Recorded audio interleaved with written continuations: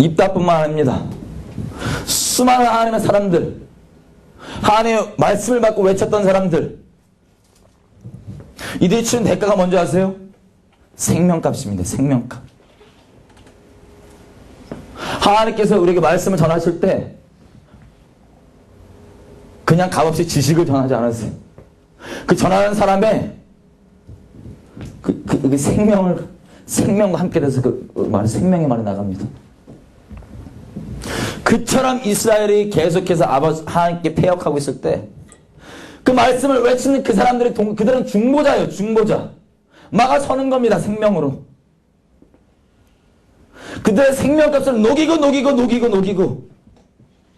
녹여져서 그래도 듣지 않게 하나님 아들 보내셨죠. 그 본체를. 그 아들 오셨을 때도 우리가 잡아 죽였습니다. 따라다니던 그 제자들 생각해 보세요. 예수님 따라다니던 그 제자들이 예수님 좋다 이렇게 따라다니다가 갑자기 십자가에서 평상시 때 예수님께서 말씀하시기를 하나의 미랄이 썩어 없어지지 않고는 썩어 없어져 죽지 않고는 열매를 맺을 수 없다. 이게 그냥 좋은 비유인 줄 알았죠. 그렇게 썩어 없어질 정도로 빡세게 하자. 아니요. 예수님 말씀하신 건 문자 그대로 썩어 죽어 없어지는 걸 얘기하는 거였고 그 예수님이 섬기는 거 내가 이 땅에 온 거 다른 것 때문이 아니라 내가 섬김 받으러 온 게 아니라 내 생명 다해서 너희를 섬기러 왔다. 대속물로 아까 얘기했던 그 대속물로 그냥 말인 줄 알았죠. 제자들도 좋은 말 설마 진짜 죽기까지 얘기하겠어. 그냥 말이 그런 거지. 근데 십자가 사건을 끝나고 주님 아시고 성령 임하시고 봤더니 성령은 아버지의 마음을 우리 가운데 부어주는 거, 교통케 하는 거. 이게 근본의 성령께서 원하시는 역할입니다. 우리 가운데. 아버지의 마음 하나 되는 거. 이 십자가 사건 끝나고 봤더니 세상에 예수님 그 자기 대속물로 되셔갖고 하나님의 아들로서 사람의 아들도 아닙니다. 입다처럼. 하나님의 아들로서 대속물로 오시는 가시기 직전까지 자기네들은 이게 무슨 뜻인지도 모르고 누가 높냐 낮냐 누가 잘났냐 내가 잘났냐 이거 따지고 있는데 하나님께 자기네들을 어떻게 사랑하셨는지 지난 성경으로부터 십자가에서 완전히 완성된 그 놀라운 대속이 그냥 막 마음이 부어지기 시작한 거예요. 그때부터 이들은 더 이상 내가 잘났냐 못났냐 이 땅의 어떠한 가운데 신경 쓰지 않습니다. 내가 살든지 죽든지 나를 위해 사랑한 그 사랑에 매여서 계속 갑니다. 그때부터 하나님께서 계속 치르신 지금 구약에서 예수님까지만 얘기했죠.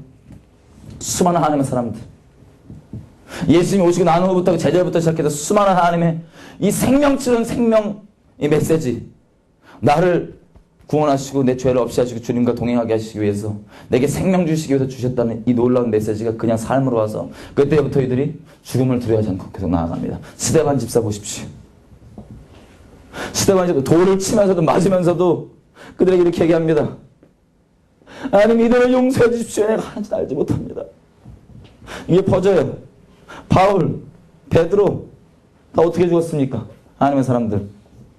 세상에서 끔찍하게 십자가 거꾸로 못 박혀 죽고 바울이 고린도서에 얘기하는 자기 고난을 보십시오.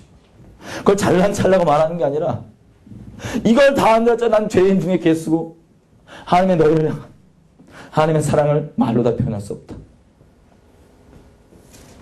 내가 만약에 미쳤어도 너희를 위한 거고 정신이 온전히 하나님 위한 거다. 이 그리스도의 사랑을 난 강권해서 어쩔 수가 없다. 이건 바울 혼자만의 고백이 아닙니다. 하나님의 마음을 알게 된 모든 사람의 고백입니다. 그래서 그 수많은 이 마음에 매인 사람들이 로마 전역을 지배했어요. 로마에서도 예수만 부인하면 살려준다고 하는 사자 밥에 자기 딸을 던져버리는 눈앞에서 화형시켜버리는 이 모든 것을 치르면서 이들이 하는 게 아니라 이 십자가의 메시지를 계속 전하는 거예요. 네가 예수가 필요하다. 우리를 위해 대신해 주기 위해 우리 죄를 치르기 위해서. 하나님의 메시지는 이 전해지는 방법이 하나님의 대가를 치러가면서 우리가 개개인 지금 이따 얘기했고 개개인 얘기하죠. 하나님에게 있어서는 다 하나하나 자기 소중한 자식들입니다. 얘들이 막 하나님 등 떠밀어서 자기가 자발적으로 하나님 마음 알기 때문에 자발적으로 가서 이 메시지 계속 전하는 거예요. 생명 녹여가면서. 이렇게 하나님의 복음은 전해집니다. 저 여러분이 이 자리 가운데 나와서 하나님 사랑합니다. 감사합니다. 하나님이 하나님인 걸 알게 되는 것, 내가 죄사함 받은 이 기쁨 가운데 구원받았다는 얘기가 어떤 것인지 하나님께서 전하시기 위해서 치르신 대가는 어마어마합니다.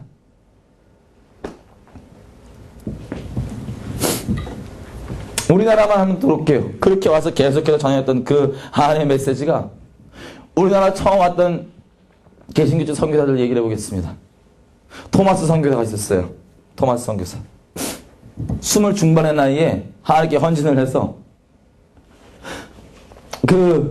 이 사람이 되게 똑똑했어요.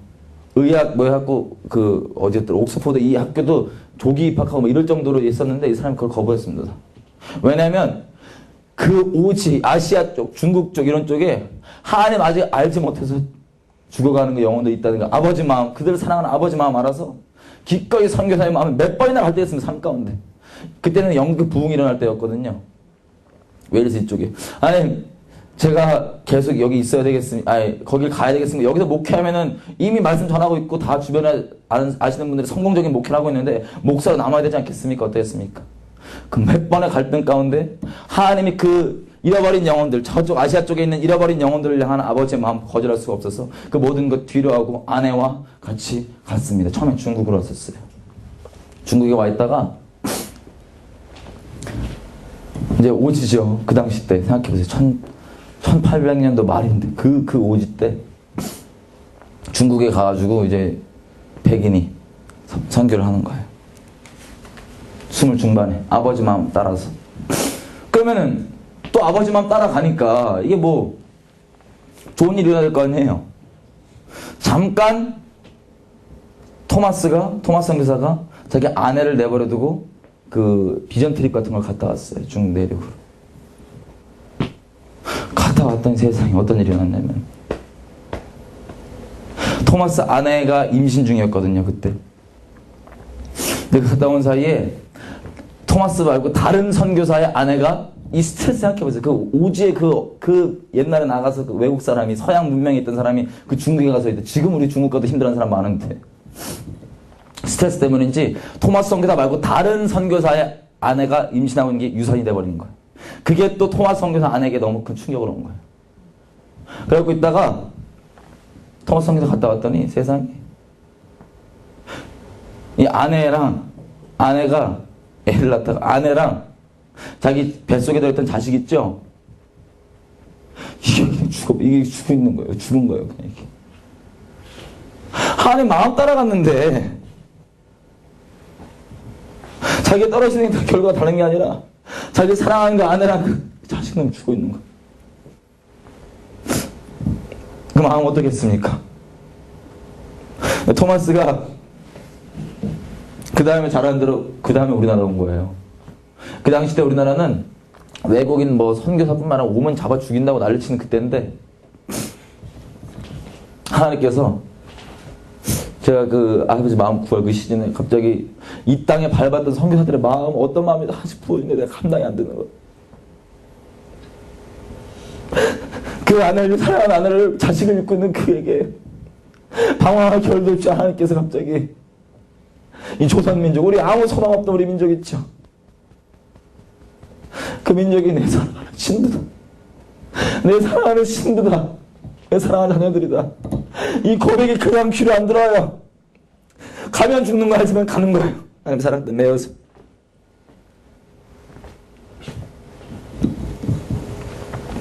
우리나라 같은 다른 선교사들, 아펜젤러. 이 땅에 왔을 때 아펜젤러가 이제 선교를 하다가 잠깐 안식년에 자기는 조선에 남아있고 자기 가족들, 자녀들 이렇게 미국으로 가 있습니다. 근데 그 사이에요. 어떤 일이 일어났냐면 배를 타고 가다가 정신여고 여고생. 조선 땅에 우리가 선교를 준비하다 얼마나 준비했겠어요. 근데 조선 땅에 그냥 이름 없는 그냥 여고생 있죠. 얘가 바다에 빠져서 얘 구하다가 아펜젤러가 죽어요. 얘 구하고